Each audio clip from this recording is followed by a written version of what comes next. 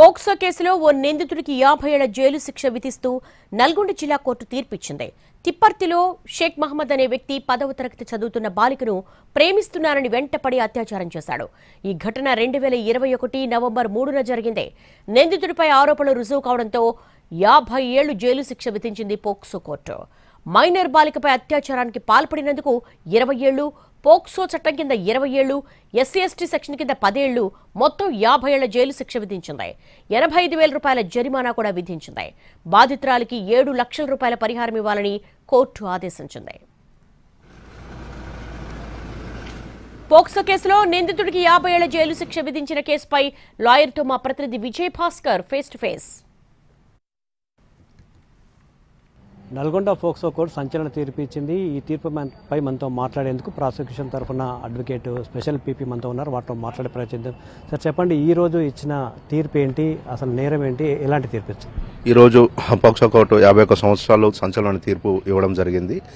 దీంట్లో Tipparthi police station పరిధిలో 15 సంవత్సరాలు 10th క్లాస్ చదువుకున్న మైనర్ బాలిక పైన అదే ప్రాంతానికి చెందిన నిందితుడు మహమ్మద్ ఖయూం మైనర్ బాలికని అమానుషంగా బండి మీద కిడ్నాప్ తీసుకొని పోయి ఒక పాతపడ్డ బిల్డింగ్లోకి తీసుకుపోయి తనపై లైంగికంగా అత్యాచారం చేస్తాడు.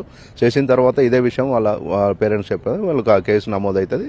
దాని తర్వాత ఛార్జ్షీట్ 2022లో 94/22 కింద ఛార్జ్షీట్ దాఖలు చేయడం జరుగుతుంది.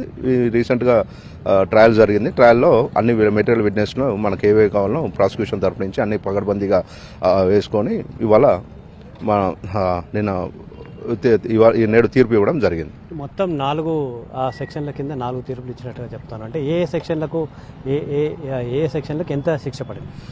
దీంట్లో 4 సెక్షన్లు. అంటే ఫస్ట్ పోక్సో యాక్ట్ కింద 20 సంవత్సరాలు, సెక్షన్ 6 కింద 20 సంవత్సరాలు, ఐపీసీ కిడ్నాప్ కింద 360 కింద 10 సంవత్సరాలు, ఐపీసీ 506 అంటే బెదిరించడం కింద 1 సంవత్సరము, ఎస్సీ/ఎస్టీ యాక్ట్ కింద 20 సంవత్సరాలు, టోటల్గా 51 సంవత్సరాలు ఇవి కాంకరెంట్గా నడుస్తాయి.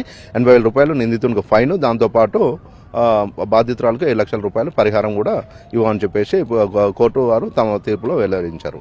పోక్సో కేసులో నిందితులకి అంటే ఇటువంటి ఘటనలకు పాల్పడాలంటే ఈ తీర్పులు ఎలా ప్రభావితం చేయబోతాయి? ఈ తీర్పులు చాలా ప్రభావితం చేస్తుంది. ఖచ్చితంగా నిందితులకే కాదు, సామాన్యమైన ప్రతి ఒక్కరికి అవగాహన తీసుకుపోవాల్సిన అవసరం మన మీద ఉన్నది.